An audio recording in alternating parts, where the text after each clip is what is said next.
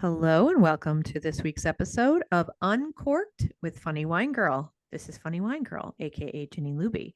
And it's funny, I had gotten away from this for a few weeks because the guests that I had were people that you've heard from before. They're serial guests. But you know that for the past, oh gosh, I've been doing this for a little over 4 years, 4.5 years.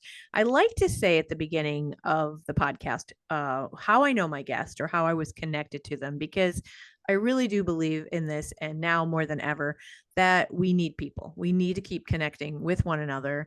And it's important to be open to meeting new people, whether you do that at like a business mixer, networking kind of event, a social event, a parent event, an art event, music, whatever it is, to be curious, to get to know people, keep their business card. Think about how, they could fit in your life and how maybe you could help them or vice versa, because you never know. We usually, could be years down the road, you run into this person again and you find a way to collaborate or something. So I just think that is so key. So my guest today is Vanessa Lienert, and Lienert, I should say. I kind of threw in an H there. I met Vanessa this past, I want to say, I think it was summer. I'm confusing spring and summer, but I want to say summer in June you've heard me mention Megan Alpert quite a bit of Joy World. Megan was not only a guest twice, but I probably have referenced some different things we've done together. In fact, just last week, I did a comedy show at Megan's place, Joy World Wealth Partners in downtown Scranton, because, her philosophy on money is, it's about, really the different aspects of wealth in our lives, time, social, health, wellness, all of that. And so that's how I got to meet Vanessa because Megan was hosting this series. And one week I had the privilege of presenting stress relief through laughter and how that could be social wealth, but also a touch on time wealth, because when we're in the moment and we're taking time to be mindful and laughing, we're kind of giving ourselves some grace and using our time in a way that's really quality for us. So I had that opportunity, and we had Rose presenting on time wealth. We had Lisa Regau who presented about wellness, and we had some really great speakers there that Megan hosted. And Vanessa was one of the women in attendance. Each week we had really nice turnout of women who came to connect and learn. And so it was just a wonderful thing. And so I thank Megan for hosting these opportunities. Like I said, last week we had Comedy for a Joyful Cause, which was a really fun event. And it was myself, Mickey Orlowski, who's a local comedian, Jeremy Pryl, who's a local comedian, and we raised money for a nonprofit called Spread Joy, which does exactly what its name implies, helping to spread joy for people who are having a tough time. So all of that to say that let's keep connecting, because we meet people and we get to have great opportunities, or excuse me, great conversations like the one I'm having today. So I'd like to welcome my guest, Vanessa Lienert. Welcome, Vanessa. Thank you. It's great to be here. Yeah. So I know you were at like at least a couple of those events this June, right? You attended a few of those? Yeah, I definitely attended. I think there was a total of four, I think. And I Yeah. think I caught three of the four, and every single one of them was amazing. It was great to get out and to meet everybody. And Megan had such a great group of like presenters, like all over the place. It was really nice to connect with everybody there. Yeah, and that's it's funny because sometimes it's people like I met people there I like yourself and other people that I don't know. Of course, there were women there that I do know because I've lived my whole life here. But it's so nice because even if you do know the person, maybe you're reconnecting after a while, or maybe you're learning a different aspect of what's going on in their life or what's new. And in our case, we did know each other, and you started telling me a little bit about yourself. You do have a micro farm, as you called it. You're running for an office. You're going to be on the ballot in November 4th.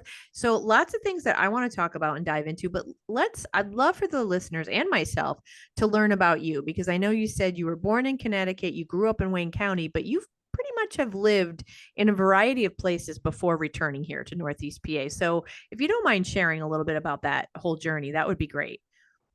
Yeah, definitely. Yeah, like you said, I was born in Connecticut and I grew up there for the first couple of years of my life. And then we moved over to Wayne County area. So I grew up in like the Pawpack and Lake area, um, Wallen-Pawpack School District area. And then I met my husband and we moved out of the area for a while to pursue his career. We have lived in Delaware, the Mississippi Delta, St. Louis, right outside St. Louis in Illinois, and then Kalamazoo, Michigan. the entire time we've kind of been in pursuit of property and land. So we've kind of looked for all these areas that were a little bit remote, but in line with what kind of work he was doing. And we ended up coming back to Wayne County, or not Wayne County, but Lackawanna County here, because we were able to find a nice piece of property that we were able to kind of spread out and let our boys run wild. Um, but yeah, the journey around the mid to eastern part of the country it's been interesting. It's everywhere we've moved, it's a different group of people. It's a different dynamic, socially dynamic areas. So it was definitely enlightening, humbling sometimes as well. But it's given me a chance to really be able to just talk to anybody. I just feel like I'm able to talk to anybody about pretty much any subject at this point. So it's been great. Some good things, some bad things, but Sure. you'll have that everywhere. Oh, absolutely. That's why, like, I've lived in Scranton my whole life, so I haven't had that pleasure of getting to know different areas. But for me, like, I know there's a lot of griping, and I say, you know what? Every place has its problems, but every place is home to someone. And for me, I have found enough here that makes me happy. And I'm able to create things that I feel are lacking. That's what I always say to people. If it's that terrible, you should probably head on out or try to Yeah. make it better. If you're going to be here, try to make it better, contribute something, collaborate with other people. But tell me a little bit about where you lived. It sounds like really different kind of areas. So tell me about what were some of the big differences as far as quality of living or quality of life. Like everyone talks about the South as being slower moving. Was it truly that way in Mississippi, and how was it in the different places? It really was. Once we moved to Delaware, they started this like, well, you're in the South, and I was like, well, I didn't really consider Delaware the South, right? You think of the South as like Mississippi. So they started the whole Southern mentality, which everything moves a little bit slower. But once we moved to Mississippi, we were in the Mississippi Delta. So we were 2 hours from Jackson, Mississippi, and 2 hours from Memphis, Tennessee. We were smack dab in the middle of nowhere. So we were in a food desert. Besides shopping at Walmart, I could drive 1 hour to go to a Kroger or equivalent of a Kroger, or I could drive 2 hours to go to Jackson, Mississippi to go to a Sam's Club or like a larger type of grocery shopping. Um, and we did private school down there because the public education is not great. So we did private school as part of the job, I don't know, the package that they had worked out for him. And it was an area I decided I didn't want my kids to think that that was kind of normal because Mississippi is still very slower thought on progressiveness as far as that goes. So I just didn't think that it was in line with how I wanted my boys to grow up and think was normal as far as Mm-hmm. something like that goes. But I see some things that could have been improved down there as far as like some things ran nice and smoothly, but then other things, I helped facilitate a food buying club while we were there. So I worked with local farmers to try and get like a food buying club together so we could source fresh produce into that area for everybody in the community because we were in such a hard area to get fresh produce like that. So I worked with farms connection down in Jackson, Mississippi. And then I also worked on bringing an Azure standard drop into the area. So we were able to get organic, non GMO produce and bulk items delivered right into town there. So I was able to do that while I was down there. So it was like I always tried to find a little something that I could kind of give back to the area when I was in each of these places. So Yeah, and that's a great thing to contribute, as you mentioned, a food desert. That people, we're fortunate. I mean, not that we're a metropolis, but we are fortunate in the sense that we do have variety. And you hear that term a lot. I know when I first heard it, probably a handful of years or more, I was like, "What's a food desert?" Because we don't know what it is, but it's basically lack of access nearby to food and to to good food. food. Yeah. Exactly. So, like I said, we had Walmart that was in our town there, and there was a Dollar General everywhere, and there was a gas station which had deep fried food, and it's not healthy to eat that way. So, I coming from up here and raised by a granola mom. I was, looking for some healthier foods and nothing was available. So I had to go ahead and start bringing it into the area just so that I would be able to still enjoy it for myself. So, but it was very enlightening. And then we're in the middle of this agricultural land. It's all ag farm down there. It's huge, wide open spaces, but they do commodity crops. They're growing cotton. We lived in the cotton capital of the world, and they're growing soy. And that's pretty much what they're growing down there. And it's like if you would just switch this to a couple of acres of food, we'd be able to, help offset having to truck everything in here so much. So Yeah. And it's those are tough. the crops that are being basically sold, right? They're being sold to, and I don't fully understand trade and tariffs and all that stuff, but I heard No, about I'm soy. not that deep into it. Yeah. Yeah, I heard about soy the other day and like, but it's, being shipped, I think in many cases outside the country, those kind of products are actually sold to other countries even. Yeah. I Yeah. believe so. I believe a lot of soy goes out. Cotton might stay in, but I know that it's a big export because I tried growing it here in my little garden and I wasn't able to get it we don't have a long enough hot season. It has to be Mm. super hot for a certain amount of time. And we just don't have the growing season up here. So Yeah. Yeah, it's interesting how, and as someone who's interested in wine, I'm a wine drinker, but hearing or reading about, I learned a little bit a couple of years ago. I'm far from any kind of expert on any of that stuff, but learning like how important the soil is, and how I was reading about different wineries now that are like in the state of Washington that have soil that is actually comparable to parts of France, and like you wouldn't really expect that, but it's whatever's in the soil and from volcanic ash and it's really interesting yeah, to me the things that end up that are in the soil that can affect and influence the taste of in this case of wine, but I'm sure of in food too and how it grows. yeah, it definitely has a big effect on everything. Regenerative farming is a big thing. It's best to lean into that. I am no professional on regenerative farming. I'm learning, as much as I can as I go along with it, but I am no professional on that. But it is definitely the more beneficial way to go, and to add everything back into your soil to help grow your soil so that your crops, whatever you're growing, you have a beneficial, you end up with more yield if you have Mhm. better soil. Mhm. So Oh, sure. Yeah. So tell me about, so that Mississippi was as maybe as we might expect in the sense a little bit slower and maybe even a little bit and not as progressive as other areas. What was it yeah, like you said you weren't far from St. Louis, which is a big city, and then you ended up yeah. also in Michigan. How were those living experiences? So Michigan was great. Kalamazoo, Michigan was a great area. That's where we lived. We were on the northwest corner of Kalamazoo. So we were kind of on the outskirts of town. We didn't live in the city, but it was a big college town, but there was also a lot of manufacturing there, which meant like there was a lot of stuff to do because of the college kids. But then there was people and families established enough that they could continue to go to these places, and these establishments were able to like stay open because sometimes in college towns you get these like rundown places that are only hot spots during college season, and then they die off, but there was a lot of fun stuff to do out there, so I enjoyed that aspect of the community feel of what Kalamazoo had to offer. There was a lot of events going on in downtown, big parades they would do for different events, and very much like getting the community involved with everything. So I liked that. There, I did a baby and newborn baby and mom pantry.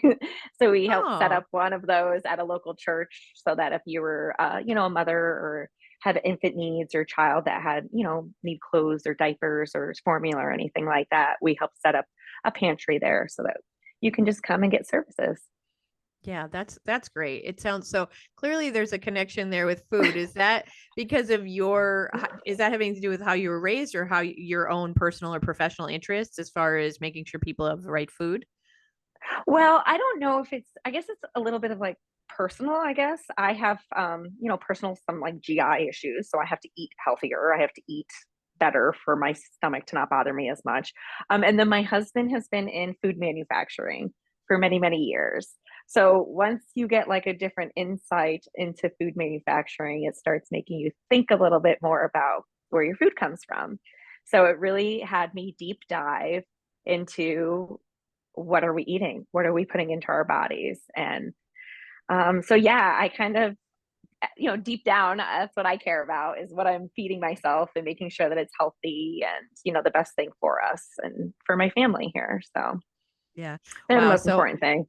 you've got an oh, absolutely, for sure. And then but then you're sharing it with others, which I think is great. So you've got an insider's look. I can only imagine. I'm thinking to myself, oh boy, the stuff that I'm eating, because I'm sure when like you said, you have access to your husband who's been in the food manufacturing business. He Yeah. probably knows all the places or the brands or whatever companies we should not really be buying from and putting into Well, our bodies.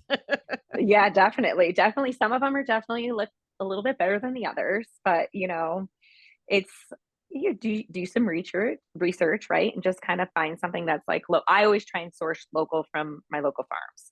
So if I can't, then I try and find like a good alternative. So we love Yeah. Purdue chicken, Purdue's US grown. So Okay. That's yeah. So that's still considered trusted and good, right? yeah, definitely. They actually years ago, he had worked for them. And they started putting oregano oil in the chicken's water as a natural way to treat, as opposed to giving them antibiotics. So they would just naturally treat everything with oregano oil, which is like a natural antibiotic. So it's great. Yeah, I'd that's rather eat that than some animal that's been given injections of, yeah, pumped in with drugs or something like that. yeah, Yeah. No, you said something important there that I don't do that I need to. We all need to do a little bit of research, right? It doesn't just take some time to learn about the companies you're buying from, the types of food, where they're even look and see where it's coming from exactly, so yeah.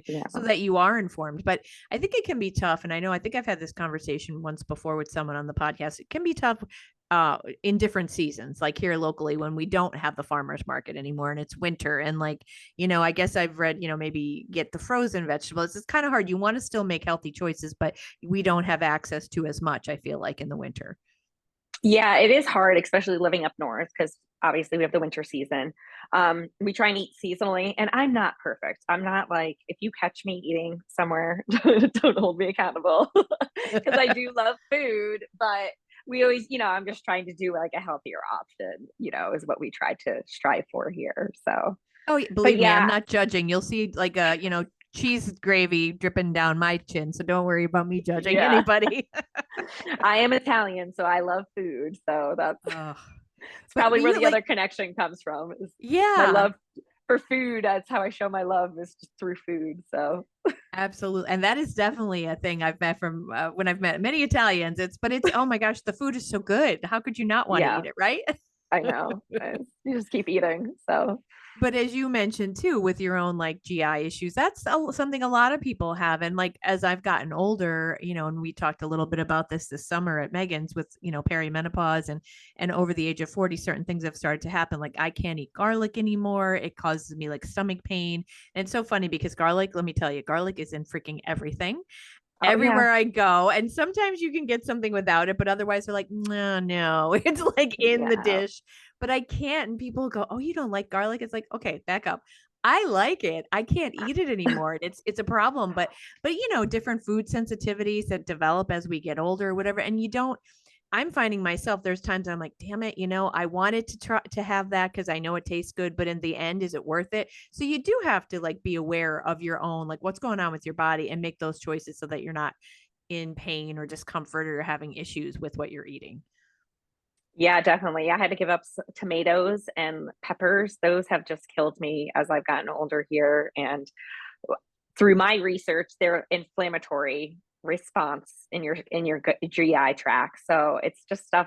And I love peppers. I used to snack on peppers all the time, and tomatoes. I like, who doesn't love tomatoes in the summertime? And it's just one of those things that I just have to accept as my fate Yep. and just move on. Just Yep. choose other new favorites. I remember my grandmother would have trouble with that. She had like diverticulitis, I think, or diverticulosis, which is like that pouch that gets inflamed. And anything with seeds would give her a hard time. She would have trouble, or she'd eat like beef gravy, and she loved it on roast beef. But she'd be like, "Oh, my stomach."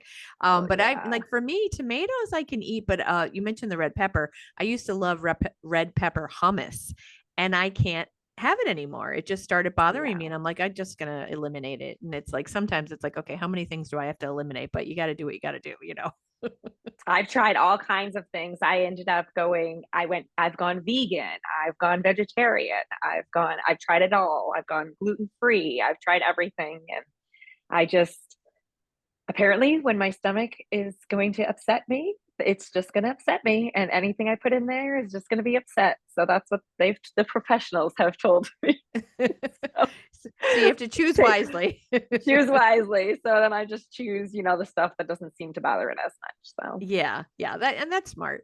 So tell me then, what brought you back here? Because obviously you moved around quite a bit, and you could have ended up somewhere else. But you mentioned the land. But I meant, is there another reason? Is there another connection that you wanted to return here? well, my husband's from this area. He's born and raised in Wayne County. And so we were trying to get closer to family. Our kids are 10 and 14. So I figured that'd be fun to have grandparents around. And the stars aligned for a job to relocate us back this way. So that's what brought us back here. We were excited to be back here. I was content.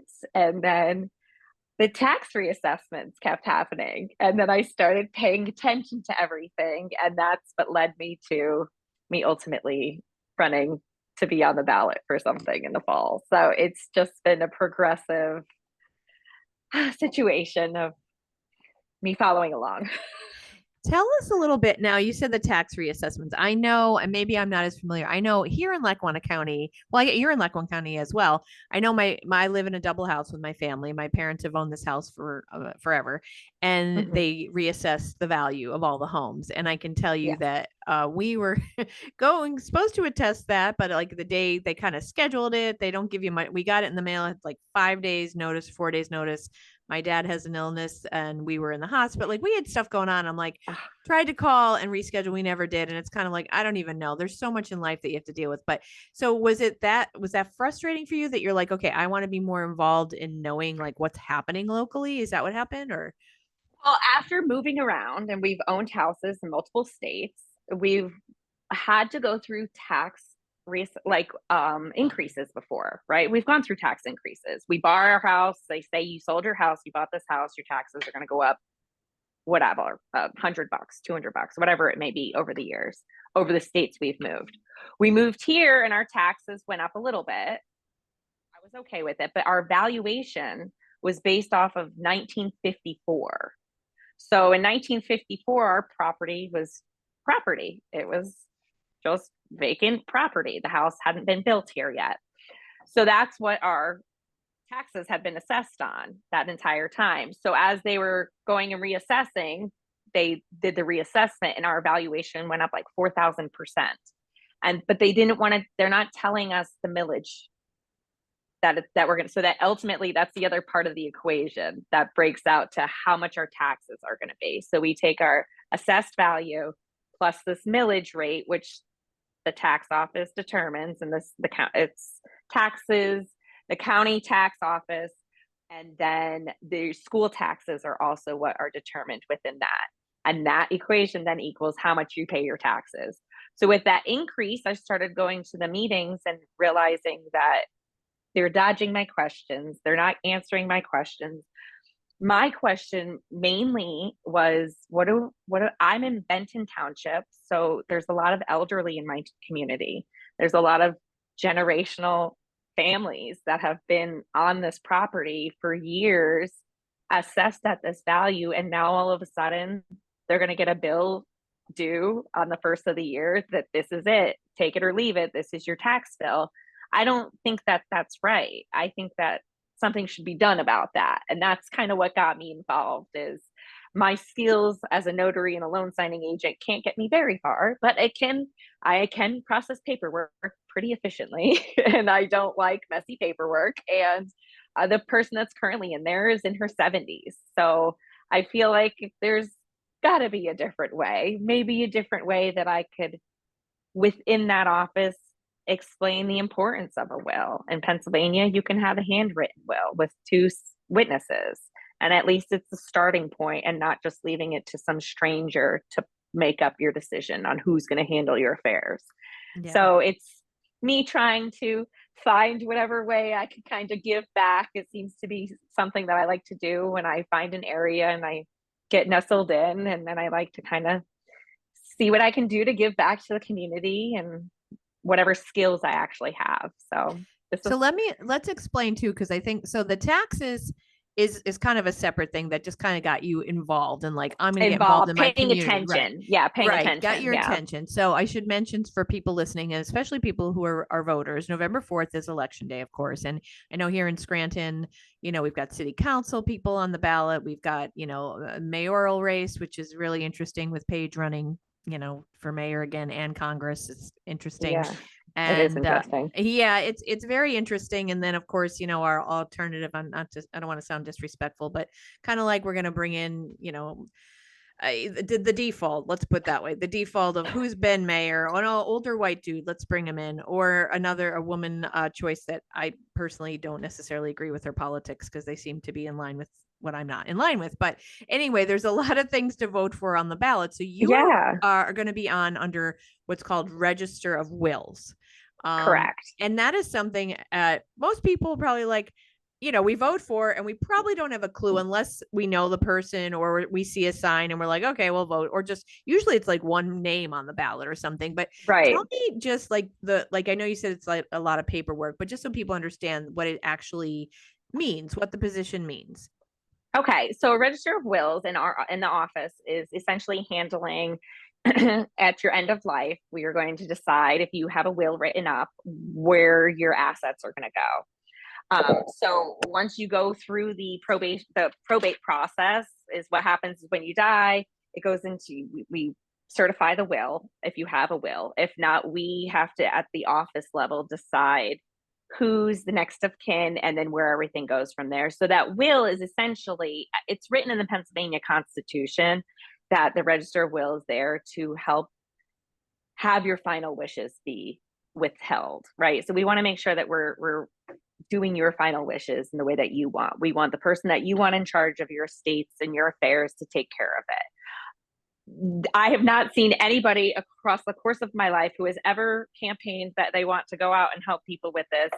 I mean, essentially, it's, what can I do to help the community? It seems like people have been blindsided by this office in the past without a will, without any prep work. I've heard from the community, and some gentleman told me that his father or his uncle passed away, and the state, through probate and through the process, they took 80% of his assets because they had nothing to go off of, and because the penalties, because it wasn't filed in time, and because they didn't get the pay the fee that was due. It's just, the best way to do it is to be prepared. And so I thought if I could do some sort of community outreach and explain the importance of it and how easy it is to have at least a starting point for us. I would never recommend going through probate without legal counsel. That's definitely something that I've shadowed with Wayne County's Register of Wills, and she absolutely agrees. If you have to go through this at some point, unfortunately, we will have to go through these situations. And it's just best to be prepared and to, have a plan of, what everybody's wishes are. If you have a car, if you have a bank account, you should probably have something written down. For larger assets, larger houses and bigger bank accounts and more assets like that, perhaps a trust, that would be the only way. But they are expensive. They are expensive to file. You have to go through a legal attorney for that to file a trust. But that's pretty much the only way to avoid being in probate unless you're married.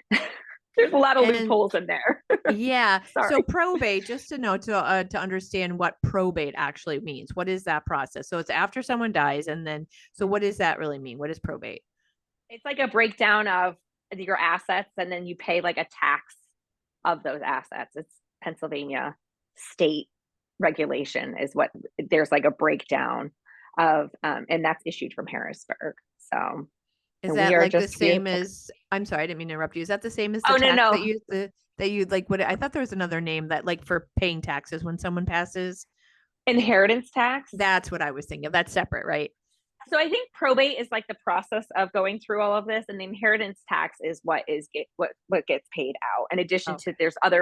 there's other fees that get paid out throughout the Mm. probate process. So, and that's why it gets a little messy. But yeah, the inheritance tax is for a 0% if you're a spouse transferring to a spouse, or if you're donating to charity, is a 0% inheritance tax. Parent or grandparent is 4.5%. So you're gonna like right off the top pay 4.5% inheritance tax. Siblings 12%. There's quite the jump there, Mm. and then others are 15%. So uncles, aunts, niece, nephews, friends, so stuff like that. So Huh. Now, is there, I don't know if you'll know, I'm just curious because I've been working with my parents. My mom is 80, yeah. my dad's 88, and we've been working on this. And gosh, they had a combined will for the two of them. And I think now we've separated it, made more sense getting their living wills, getting, Mm-hmm. a durable power of attorney for medical and for financial, like all these things that there's a lot of paperwork that, a lot of people don't think about, but it is important because it can get messy, or you don't want the Can state taking things away when that shouldn't happen. But I'm just curious, is there a tax? So is there like a local and a state tax then when someone passes? Is there like, I want to say, does everybody pile on? Like, is there like is there like a city, a federal, a county, or is it just a state inheritance tax? I believe it's the state and then county fees. There's county Mm. fees associated with processing it. And that I can't say for Lackawanna County because I only shadowed Wayne County and they have a different fee set schedule versus Lackawanna. So that's something I'd have to learn, when I get in there, but it's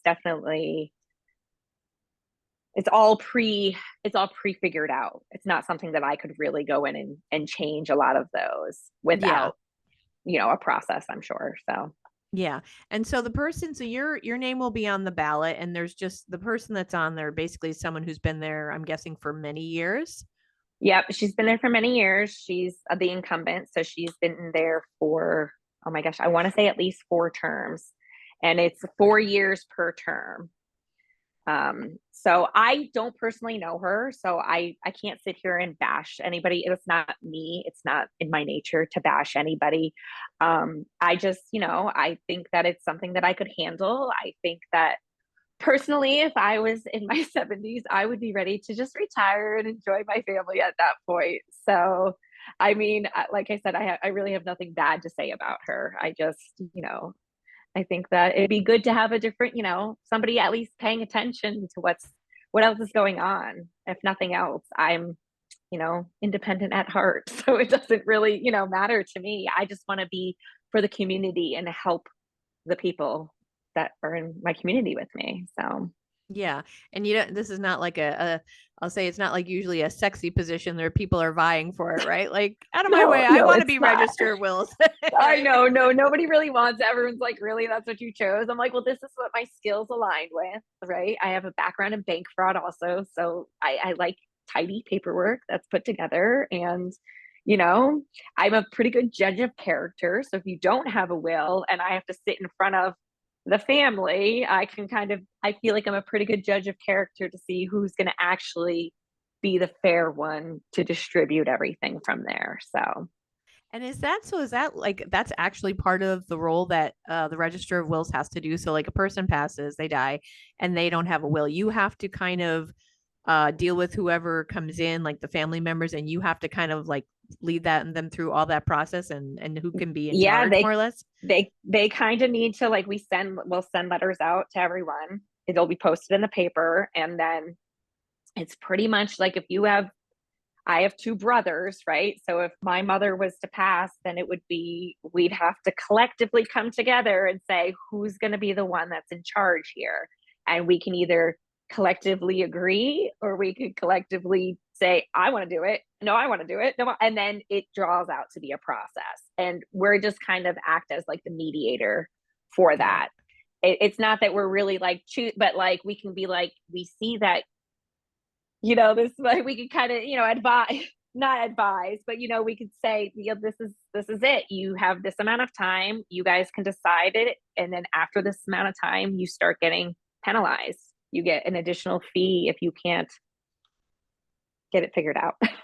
Wow. And I think is it the executor? That's that what they call the executor of wills? I know they say there should always be an executor of the will. Yeah, there should be somebody that's, going to be in charge of that. So, Yeah, yeah.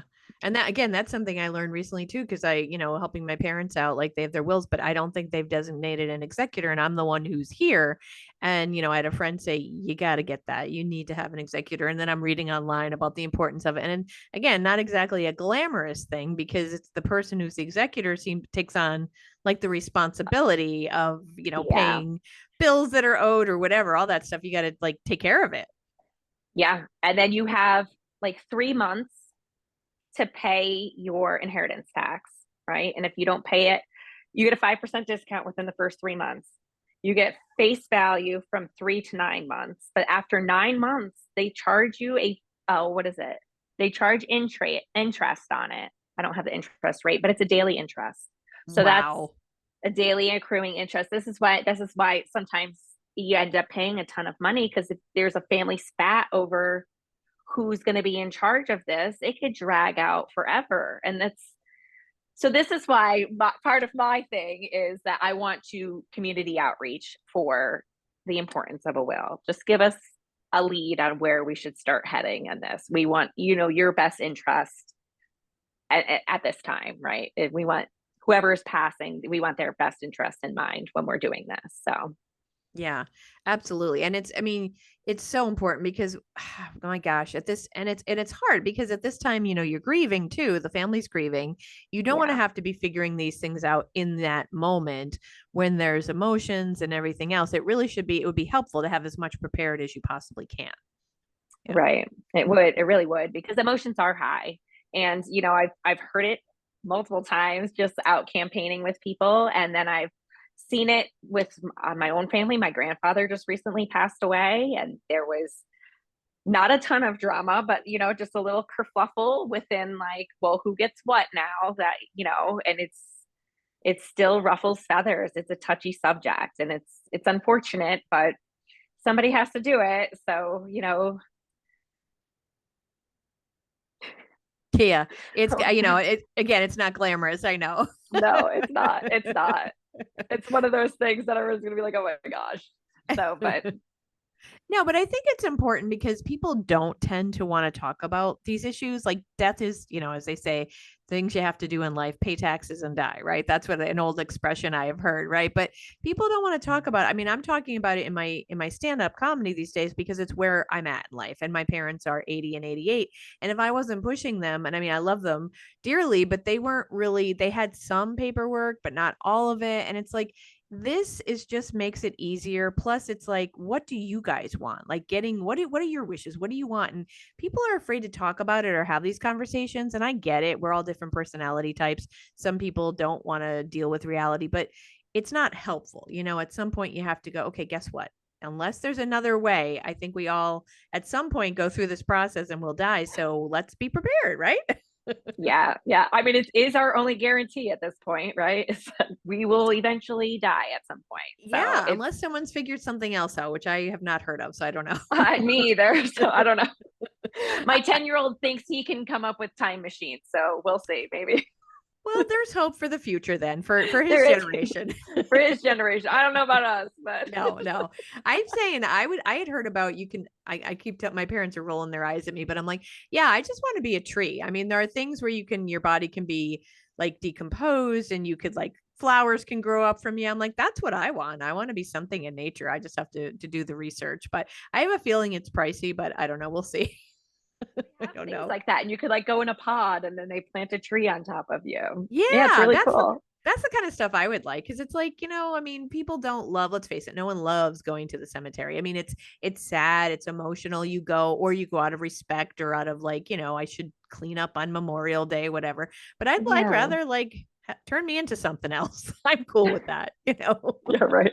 I'll Yeah, be they a do tree. feel very heavy when you go to like graveyards and stuff. It always feels very heavy there. It feels very like you could feel the heaviness of the space. So yeah, no, I agree. I would want to just be thrown to the wind. Yeah. And on that note, I should do a side because my poor friend Julie will be like, Janine, Cemeteries can be heavy, but Julie and her troop are doing the Dunmore Cemetery tour in Dunmore. So they are bringing lightness to the cemetery. So I should say that That's because awesome. they don't have to be heavy places, but it's funny. That's how I grew up. Not that it was a bad thing, but it was more respectful, be serious kind of thing. That's how I thought of Yeah, cemeteries. that's basically, yeah, what I guess it's like that heavy like mourning. Like every time I've been to, not every, well, most of the time you've been to one, it's because you're there mourning somebody's lost or you're in a memorial or something like that. So yeah, it's more of a respect thing. But yeah, no, to go and do anything to just, what are they doing with that trip? So that and it's like, I mean, it's a Dunmore Cemetery is a really popular place. A lot of people walk there, run there. The mausoleums and everything are honestly incredibly beautiful. And I've walked there a number of times, and it's really old. So there are portions of it where I'm walking and I'm like, wait, am I still in Dunmore? I don't know where I am. Like there's this back portion that's more woodsy, and I'm like, wow, there's some really old headstones. But so the Dunmore Yeah. Cemetery tour has been going on for a number of years, and Julie was a guest a couple weeks ago,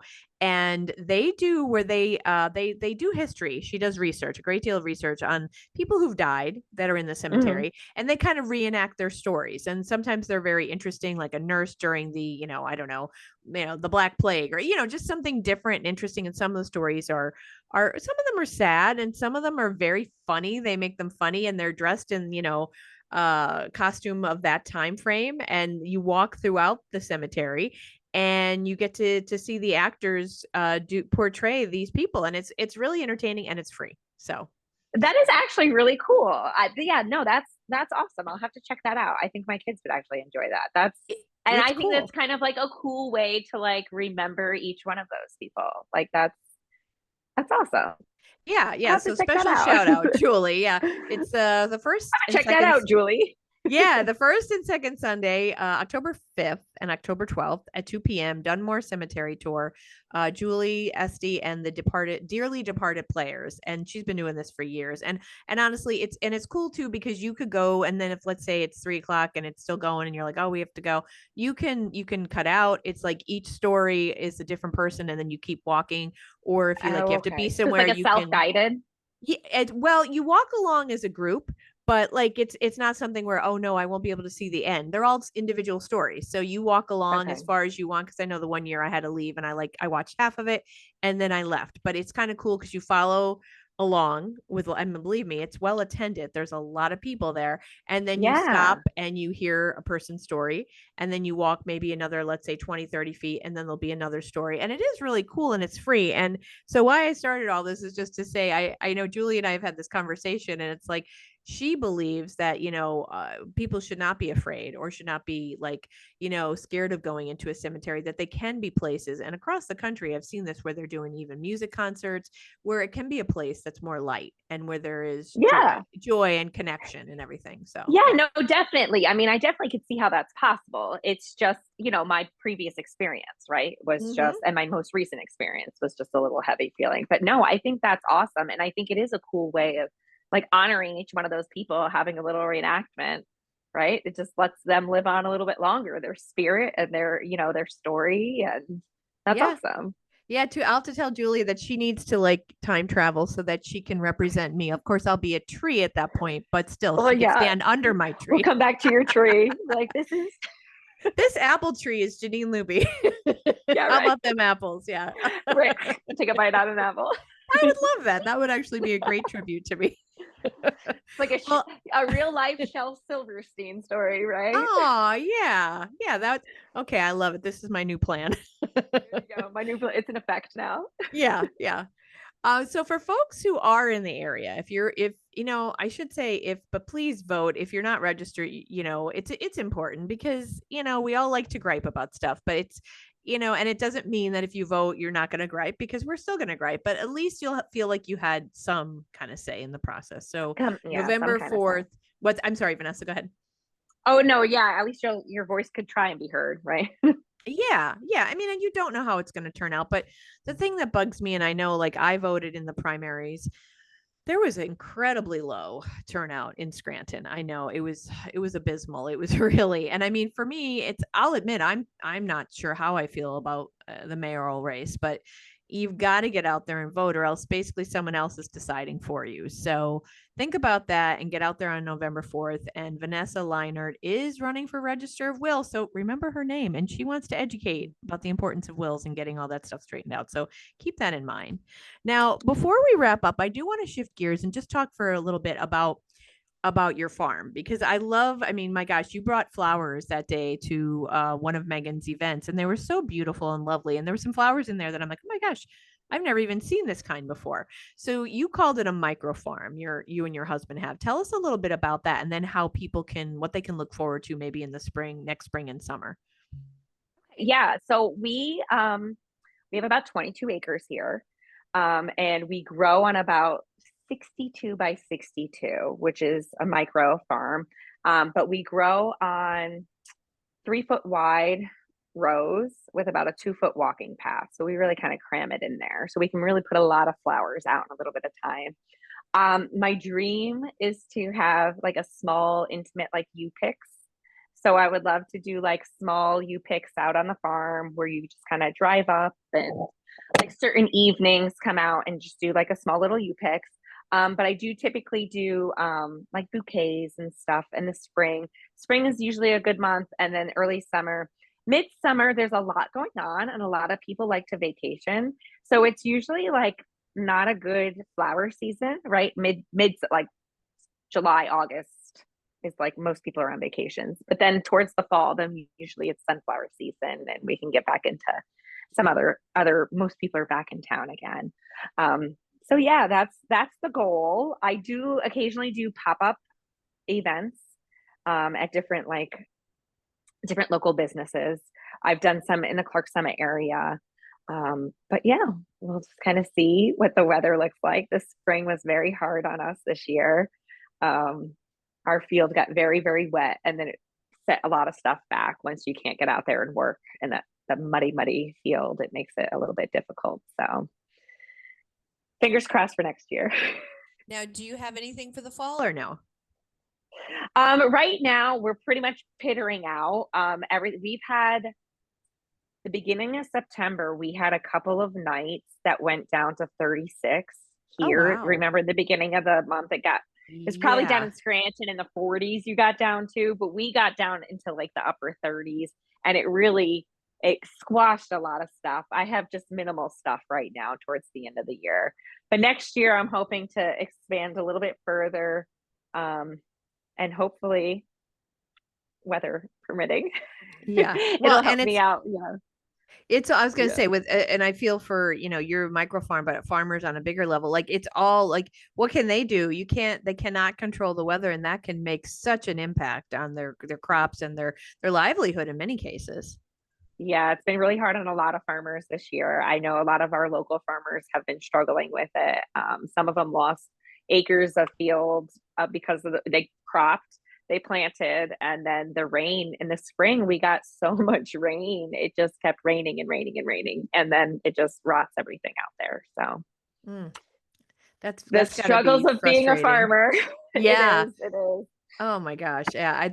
And it's out of your hands too. So there's such a level of where you have to either like have faith or do something, because it's out of your hands.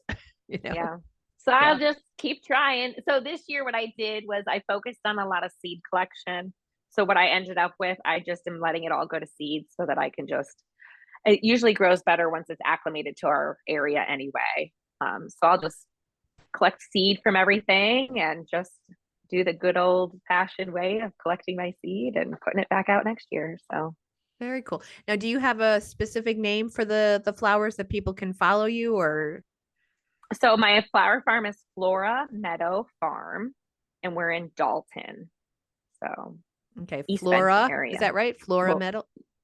Flora Meadow, Flora Meadow Farm, and we're in Dalton, PA. Nice. Now, do you have a Facebook page or anything for that, for people to like check out in springtime just to see what's up? Yeah, definitely. I have Facebook and Instagram for my farm. And then I also have Facebook and Instagram for my campaign. So if you guys want to look me up on there also.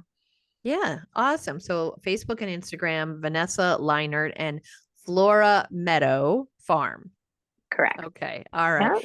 Yeah, so that's, I mean, yeah, definitely in the springtime, everyone's like so full of hope and looking for all those, we're gonna get lovely flowers. I know for me, Yeah, I was never really into gardening until maybe a handful of years ago, or maybe 8 years ago. Now I get so giddy to see like the spring crocus or the daffodils pop up. I'm like, yay! I get really there's life. excited. There's Yeah. life coming back. Yeah. Yeah, it is so joyful. And this year, last year I had planted, they were kind of beat up, but this year they came up. My cone flowers and my black-eyed Susans came up in the front, and they were so pretty. I'm just like, oh, I love them, and I love pollinators and seeing actually caught a few, well, one at least hummingbird on the cone flowers, and then my rose of Sharon in the which seem to really, man, those things just grow everywhere. Quick. Yeah, they do. And they just keep going and going and going. Yeah. Yeah, and I don't mind that exactly because they're pollinators, so that's not a bad thing, right? Yeah. Yeah. They're good.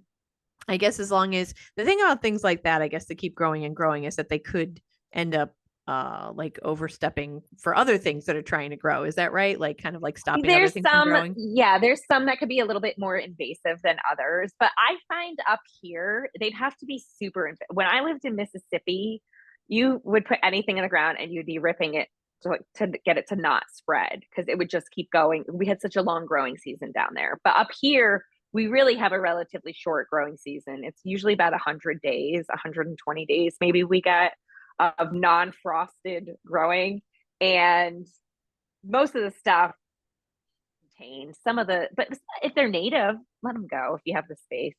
Let Yeah. them spread. Those coneflowers and all that, they're all natives. And I could probably give you some more natives to put out. I didn't know what native was until a few years ago either. And I was like, okay, I got to learn about this. And I love it. I mean, it's what we ought to be planting, right? I mean, we're supposed to be planting native Yeah. crops or plants, I should say. Yeah. Yep. I do a lot of that. And then I plant a ton of milkweed. I just let it go.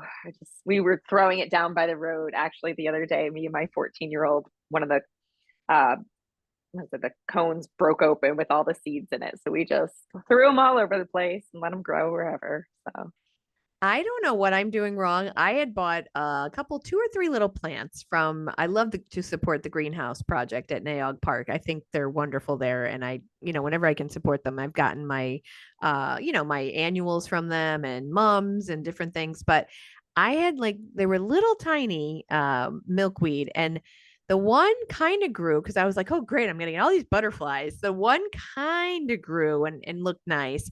The other two, I couldn't tell if it was them or weeds. Like they really didn't grow. And I'm like, oh man. And I think you oh, mentioned the rain. They got like so wet. And the one was, like I said, the one did grow, but the other two just, I think it just killed it. I don't even know. Nothing really happened with two. And I'm like, I thought milkweed was supposed to be easy to grow. I don't know what I'm doing wrong here.